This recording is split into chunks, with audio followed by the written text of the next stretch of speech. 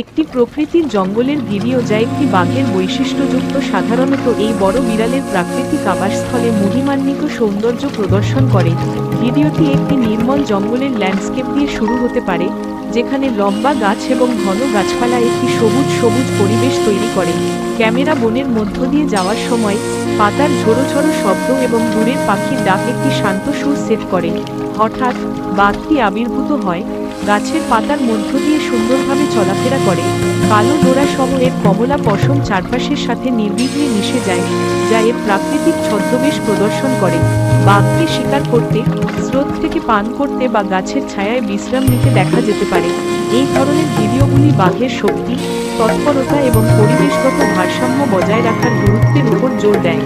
এই ক্লিপগুলি প্রায়শই এই বিপন্ন প্রাণী এবং তাদের আবাসস্থলগুলিকে রক্ষা করার জন্য সংরক্ষণের প্রয়োজনীয়তার অনুস্মারক হিসাবে কাজ করে।